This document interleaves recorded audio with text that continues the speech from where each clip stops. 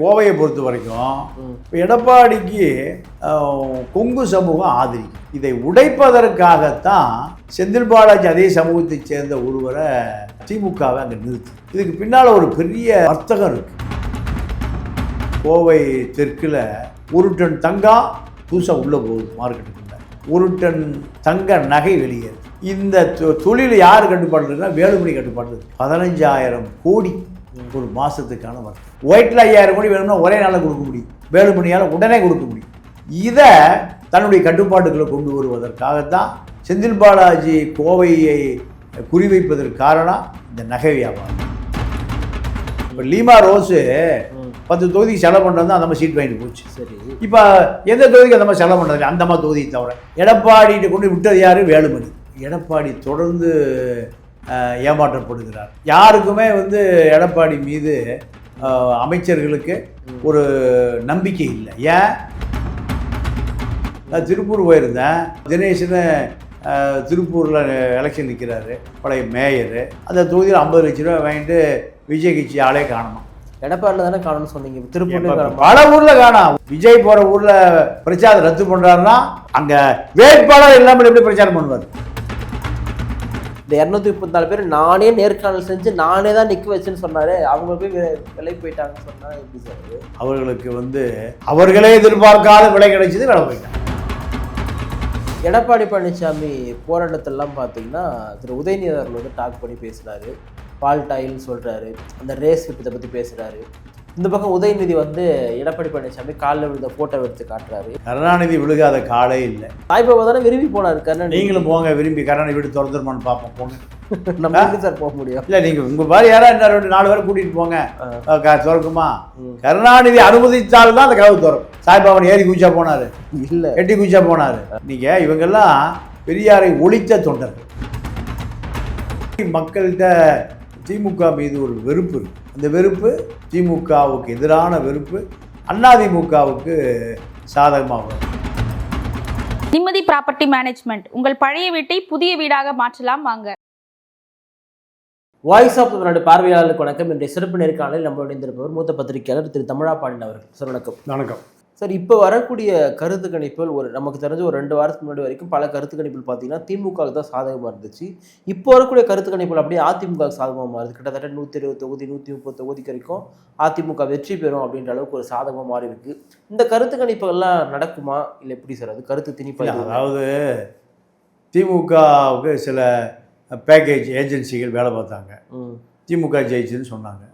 இப்போ இந்த agency package தான், எல்லாம் பேக்கேஜ் தான். திமுக சொல்லிட்டாங்க. இப்போ அதிமுக சும்மா இருக்காதல்ல, சில கோடிகளை வீசி எறிஞ்சு அவர்களும் ஒரு கருத்து கணிப்பை செயற்கையாக உருவாக்குறார்கள். அதை தாண்டி மக்கள்கிட்ட திமுக மீது ஒரு வெறுப்பு இருக்கு. அந்த வெறுப்பு திமுகவுக்கு எதிரான வெறுப்பு அதிமுகவுக்கு சாதகமாக வரும் இந்த தேர்தலில். இதுதான் யதார்த்த கல நிலவரம். இப்போ அதிமுக சாதகமாக வரும்னா எவ்வளோ தொகுதியில் வெற்றி பெற வாய்ப்பு இருக்குது சார்? இப்போ மெஜாரிட்டி 118. அது 118ன்றது ஒரு மகிழடியில் வரக்கூடியது தானே? ஆமாம் ஆமாம் ஆமாம். பெரும்பான்மையை வெற்றி பெற மாட்டாங்கன்றீங்க? வாய்ப்பு இல்லை, வாய்ப்பு. அதிமுக உட்பட. இப்போ நம்ம அதிமுகவை எடுத்துக்கணும், அந்த கூட்டணியில் இருக்கக்கூடிய பாஜக பாமக பெரிய ரோல் பண்ணுறாங்க. இதில் பார்த்தீங்கன்னா வானதி சீனிவாசன் அவங்க மருத்துவமனையில் இருக்கிறாங்க. அவங்கள எதிர்த்து நிற்கக்கூடிய குறிப்பாக கோவை மண்டலம் சார்ந்து செந்தில் பாலாஜிக்கு தொகுதி மாற்றப்பட்டிருக்கு. இதெல்லாம் நம்ம கருத்தில் கொள்ளும் பொழுது எதை உணர்த்துது சார்? கோவையை பொறுத்த வரைக்கும் ஒரு கொங்கு சமூக வாக்குகள் எந்த பக்கம் சாயுதோ அந்த பக்கம் வெற்றி. அந்த மண்டலமே, அது கோவை மண்டலமே. ஆமாம், இதான் சூத்திரம். இப்போ எடப்பாடிக்கு கொங்கு சமூகம் ஆதரிக்குது. தன்னுடைய சமுதாயன்றதுனால ஒருத்தர் முதலமைச்சர் நாற்காலிக்கு வந்திருக்காரு, அவரை நம்ம அங்கீகரிக்கணும். இதை உடைப்பதற்காகத்தான் செந்தில் பாலாஜி அதே சமூகத்தைச் சேர்ந்த ஒருவரை திமுகவை அங்கே நிறுத்துது. இதுக்கு பின்னால் ஒரு பெரிய ஒரு வர்த்தகம் இருக்கு. அந்த வர்த்தக மூலம் பல கோடி ரூபாய் வியாபாரம் நடக்குது. இதுதான் வேலுமணியினுடைய பலம்.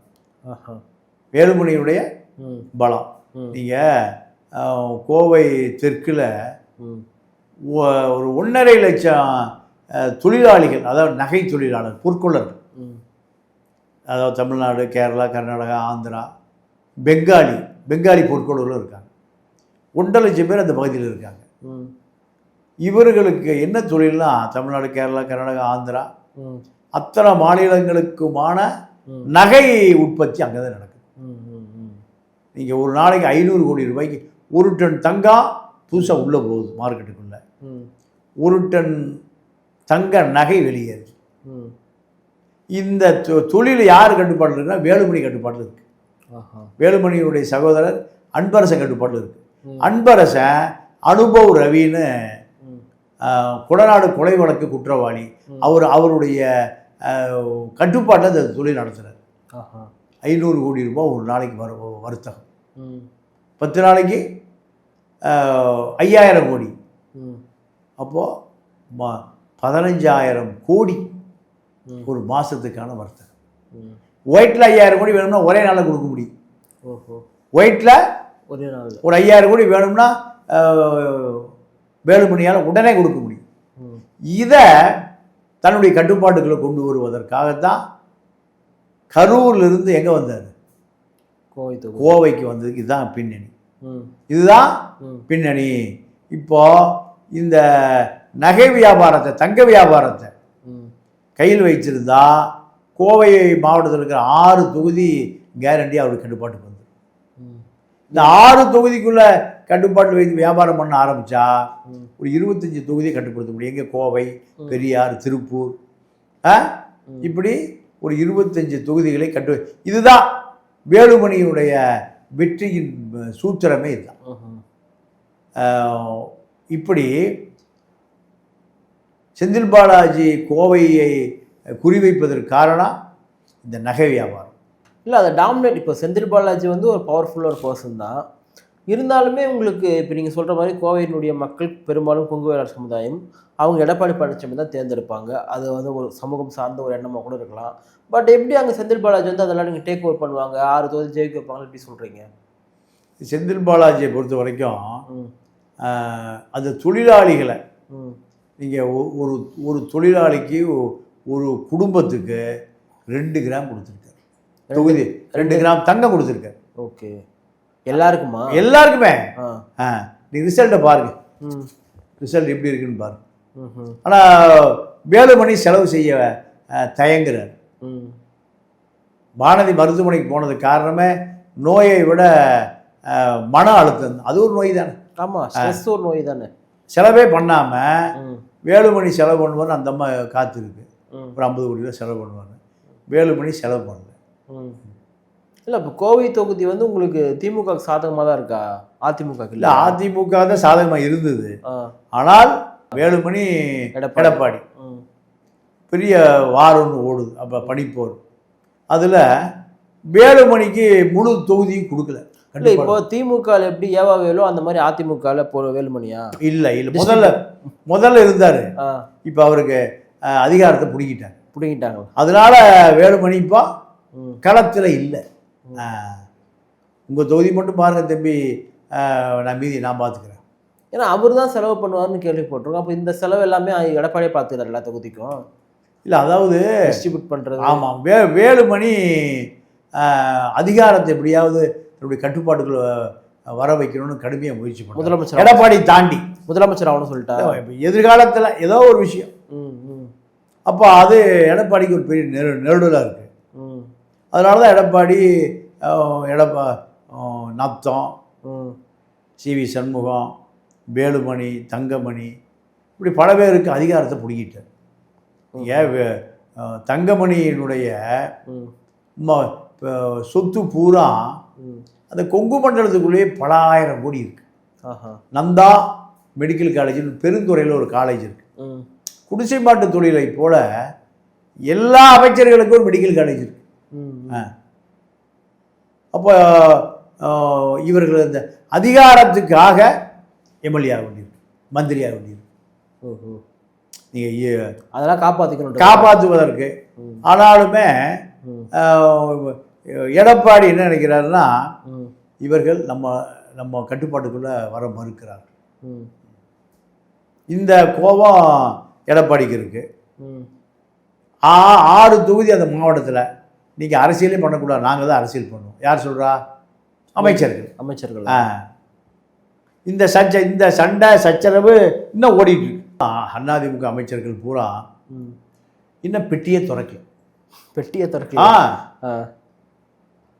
இது எடப்பாடிக்கு டெய்லி இரவுல எடப்பாடி 7 மணிக்கு உட்காந்து 10 மணி வரைக்கும் 3 மணி நேரம் எல்லா அமைச்சர்கள் சட்டமன்ற உறுப்பினர்கள் அத்தனை பேரோட டெய்லி பேசி ப்ரெஷர் ஏறி நல்லா குளிஞ்சு போய் மாத்திரை போட்டு படுக்க போகிறாங்க. அப்போ ஜெயலலிதா காலத்து அரசியல் இப்போ இல்லை. ஜெயலலிதா காலத்து அரசியல் இப்போ இல்லை. அப்போ வெற்றி பெற்ற பிறகு ஜெயலலிதாவை மாறுவார். சாட்டை கண்டிப்பாக எடுப்பார். இப்போ லீமா ரோஸு 10 தொகுதிக்கு செலவு பண்ணுறது அந்த மாதிரி சீட் வாங்கிட்டு போச்சு. சரி, இப்போ எந்த தொகுதிக்கு அந்த மாதிரி செலவு பண்ணுறது அந்த மாதிரி தொகுதியை தவிர அப்படிங்களா? அப்போ இந்த செய்தியெல்லாம் எடப்பாடியை பாதிக்குது. எடப்பாடிகிட்ட கொண்டு விட்டது யாரு? வேலுமணி, லீமா ரோஸை. அப்போ எடப்பாடி தொடர்ந்து ஏமாற்றப்படுகிறார். யாருக்குமே எடப்பாடி மீது அமைச்சர்களுக்கு ஒரு நம்பிக்கை இல்லை. ஏன்? நம்மளை கட்டுப்படுத்துகிறார், நம்மளை இந்த மாவட்டத்தில் நம்ம கட்டுப்பாடு விட மறுக்கிறாருன்னு எல்லாருக்குமே அந்த வருத்தம் இருக்கு. அதனால் எடப்பாடி பொறுத்த நினைக்கிற இவங்க ஒரு கூட்டணி சேர்ந்து பிஜேபிட்டு போயிடுவான், இவருக்கு சந்தேகம் இருக்கு. எடப்பாடி அண்ணாதிமுக இன்றைய நிலை. எடப்பாடி பழனிசாமி போராட்டத்திலாம் பார்த்தீங்கன்னா திரு உதயநிதி அவர்கள் டாக் பண்ணி பேசுகிறாரு, பால்டாயில்னு சொல்கிறாரு, அந்த ரேஸ் விட்டத்தை பற்றி பேசுகிறாரு.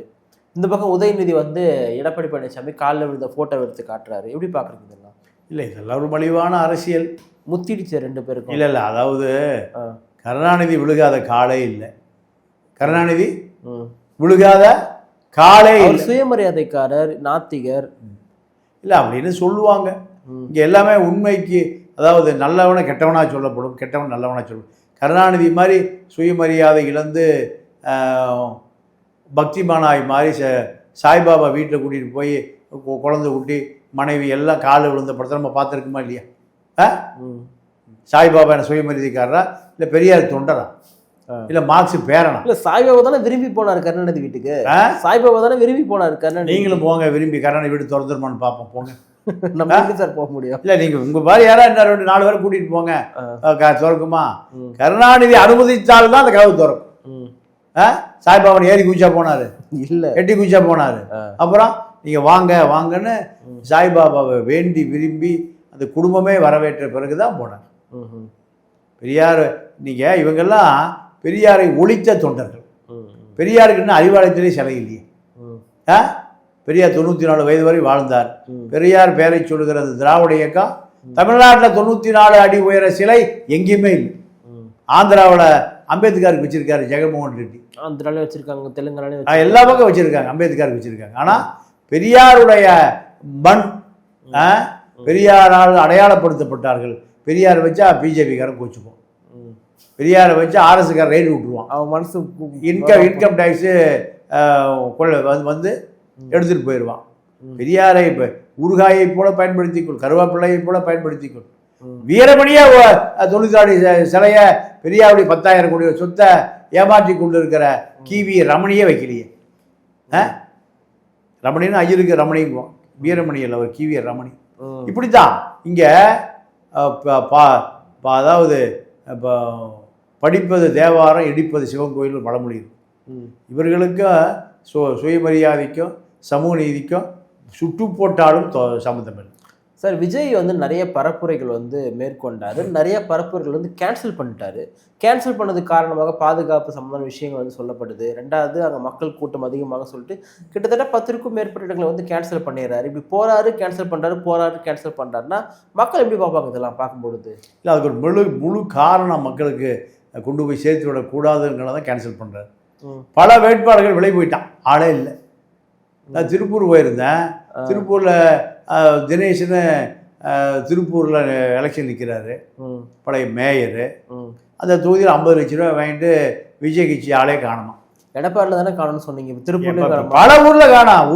நீங்க பேப்பரே படிக்கிறது இல்லையா? பல ஊர்ல விஜய் போற ஊர்ல அந்த பிரச்சாரம் ரத்து பண்றாருன்னா அங்க வேட்பாளர் இல்லாமல் எப்படி பிரச்சாரம் பண்ணுவார்? அதுதான் காரணம். அதுதான் காரணம். நீங்க விஜய் மாதிரி ஆர்டிபிஷியலா ரெடி பண்ணிலாம் பிரச்சாரத்துக்கு போய் ஓட்டு கேட்கற நிலைமை கொண்டாங்க வேட்பாளர்கள்லாம். நமக்கே பார்க்கும்போது பரிதாபமா இருக்கு சார். இல்ல அதெல்லாம் இருக்கத்தான் செய்யும். இருந்தாலும் பல தொகுதியில வேட்பாளர்களை இப்ப காணோம். எல்லாம் யார் கட்டுப்பாடு? திமுக கட்டுப்பாட்டுக்கு போயிட்டாங்க, அதிமுக கட்டுப்பாட்டுக்கு போயிட்டாங்க. அப்போ விஜய்க்கு இந்த தகவலாம் வருகிற பொழுது சரி வேட்பாளரே இல்லாம நம்ம போய் எப்படி அங்க பிரச்சாரம் பண்றது? இதுக்கு பின்னணியில் இதுதான் காரணம். இதுதான் காரணங்களா? பல வேட்பாளர்கள் குழு மணாலி சுத்திட்டு இருக்கான் தேர்தல் இங்கே வச்சுக்கிட்டு. அப்போ குழு மணாலிக்கு போற அளவுக்கு விட்டமின் கொடுத்துட்றான். இல்லை 234 வேட்பாளர் தேர்ந்தெடுக்கிறாருன்னா ஒரு விலை போகாத நபர்களை விஜய் தேர்ந்தெடுக்க மட்டும் வர்றாரா? அவர் தானே சொன்ன அந்த மீட்டிங்ல வந்து இந்த 234 பேர் நானே நேர்காணல் செஞ்சு நானே தான் நிற்க வச்சுன்னு சொன்னாரு. அவங்க போய் விலை போயிட்டாங்கன்னு சொன்னா எப்படி சார் அது? இல்லை அதாவது அவர்களுக்கு வந்து அவர்களே எதிர்பார்க்காத விலை கிடைச்சது, விலை போயிட்டான். நீ எம்எல்ஏ வேணா ஜெயிக்க முடியுமா? அந்த அப்போ இதெல்லாம் நான் முதலே சொல்லியிருக்கேன். திமுக அதிமுக 2 பேரும் ஒரு பெரிய ஆக்டோபஸ் கரங்கள் வைத்திருக்கிறாங்க. இங்கேயே உட்காந்துட்டு வேட்பாளர் வீட்டில் போய் அதை கூட்டு வந்துடும் அந்த கை. அவ்வளோ பெரிய வலுவான ஆட்கள். அப்போ விஜயுடைய எதிர்பார்ப்பு இப்போ தான் தெரியுது. அதிமுக திமுக என்ன செய்வார்கள் என்பதை இப்போ தான் அவர் நேரடியாக அனுபவிக்கிறார். நமக்கு இன்னும் பயிற்சி முக்கியம்ன்ற மாதிரி அதுதான் நடக்குது. எவ்வளோ பர்சன்டேஜ் வாங்குவார் விஜய் ஓட்டு? 10% வாங்கினா அது பெரிய விஷயம். ஆனால் கிராமப்புறங்களில் அந்த 10%க்கு இப்போ ஆளை காணும். இல்லை சார், மாற்று ஓட்டு போடக்கூடிய இவரு தானே போடுவாங்க திமுக. இல்லை அது அந்த எதிர்பார்ப்பு கொஞ்சமாக குறைஞ்சி. விஜய் கிரேஸு இல்லை எல்லாமே சரி. வேட்பாளரே இல்லாத தொகுதிகளில் எந்த தொகுதிக்கோ சின்னமே இல்லையே. சின்னம் இல்லை, அவரு இல்லை, தொகுதி வேட்பாளர் இல்லை, மாற்று வேட்பாளர் மனைவி இல்லை, வேலை செய்யறதுக்கு ஆள் இல்லை. இப்படி பல விஷயங்கள் இருக்குல்ல. இல்லை திமுக எதிர்த்து போட்டி போடுற கட்சிக்கு இப்படி ஒரு நிலைமையா? இல்லை இது ஆரம்ப கட்டத்தில் இப்படி தான் இருக்கும். அடுத்த 31 குறை போகாத ஆட்களை தயார் பண்ணுவார். இல்லை கூட்டணி வைக்க மாட்டார் 31. இல்லை அப்போ கூட்டணி வச்சா எடப்பாடி முதலமைச்சர் ஆக்குவதற்கா இவர் கட்சி ஆரம்பித்தார். அவர் முதலமைச்சர் ஆகணும்ல. இப்போ கூட்டணி வைக்கலாம் காலம் முழுக்க பயிற்சி தான் இருக்கணும். இல்லை நாங்கள் 26 தேர்தல் முடிஞ்ச பிறகு விஜயனுடைய எதிர்கால திட்டம் என்னங்கிறத தெளிவாக அவரே முடிவு பண்ணிடுவார். இல்லை அதுதான் இப்போ ஜனநாயகன் படம் வந்து யாரோ எடுத்து ரிலீஸ் பண்ணிட்டாங்க, யாரோ விட்டாங்க. இப்போ என்ன ஒரு தகவல்னா விஜய் வந்து இந்த மாதிரி அது ஏற்கனவே நஷ்டமாயிடுச்சு ஒரு தயாரிப்பாளருக்கு, அதனால திருப்பியும் படம் நடிக்க தான் முடிவு பண்ணியிருக்காரு சொல்கிறாங்களே, அது உண்மையா விசாரிச்சிங்களா? இல்லை அதாவது தேர்தல் முடிவை பொறுத்த பிறகு தான் விஜய் திரைப்படத்துறைக்கு போகிறதா இல்லை சட்டசபைக்கு போகிறது. விஜய் ஒருத்தர் மட்டும் ஜெயிக்க போகிறாரு ஏதோ ஒரு தொகுதியில், அவர் மட்டும் சட்டமன்றம் போக போகிறாரு, மீதி பேர்லாம் தோற்றுருவாங்க இல்லையா? இல்லை விஜயகாந்தே முதல்ல ஒருத்தர் தானே போனார். அதுதான் சார் சொல்கிறேன். இவரும் ஒருத்தர் போவார் இல்லையா? அப்படி ஒருத்தர் போயிட்டா திரைப்படத்துறையை முழுமையாக கைவிட்டு போயிடுவாரோ? இல்லை அவரை பொறுத்த வரைக்கும் முதலமைச்சர் நாற்காலிக்கு வந்து எம்ஜிஆரை போல திரைப்படத்தை கைவிடுவார். முதலமைச்சர் வரலைன்னா திரும்பி திரைப்படத்துக்கு போயிடுவார். இப்போவே ஒரு 3 திரைப்பட கதை கேட்டு முடிவு பண்ணி வச்சுருக்கேன். இந்த தேர்தலுக்கு பரப்புரைக்கு முன்பு 3 படம் கதையிலா காட்ட கதை கேட்டு ரிசல்ட்டை பொறுத்து தேர்தலுடைய ரிசல்ட் அதாவது முடிவு தனக்கு அபரிமிதமான செல்வாக்கு மயிரடையில் ஆட்சியை பிடிப்பதை இழந்தால் முழு மூச்சை அரசியலுக்கு வச்சுருவார். 31 வரைக்கும் சூறாவளி சுற்றுப்பயணம், சூறாவளி அரசியல் தான். அதான் எங்கேயுமே அனுமதி கொடுக்க மாட்டாங்களே, போக மாட்டுறாரு. SOP இல்லாமல் எனக்கு போடுறாங்க, நான் எப்படி மக்களை சந்திக்கிறதுன்னு ஒரு கேள்வி கேட்குறாரு. அந்த கேள்வி நியாயம் தானே சார்? இல்லை நியாயம்தான். பல தலைவர்கள் இப்படி தான் முட்டி மோதி தான் அரசியலுக்கு வந்திருக்காங்க. முதலமைச்சர் நாற்காலியெல்லாம் வீட்டுக்கெல்லாம் போகாது. முதலமைச்சர் நாற்காலிக்கு நம்ம தான் போகணும். விஜயை பொறுத்த வரைக்கும் அரசியல் பயிலரங்கம் என்பது ஆதவ அர்ஜுனாவை போன்று, புஷி ஆனந்தை போன்று பல பேரை இழந்திருக்காரு, பல பேர் காணாமல் போயிருக்காங்க. இப்படி பல விஷயங்கள் இருக்கு. அதனால் தேர்தல் முடிவு விஜயினுடைய அரசியல் எதிர்காலத்தை தீர்மானிக்கக்கூடியதாக இருக்கும். சார் நிகழ்ச்சியில் பங்கேற்று பல்வேறு கருத்துக்களை பகிர்ந்து மிக்க நன்றி. நன்றி, வணக்கம்.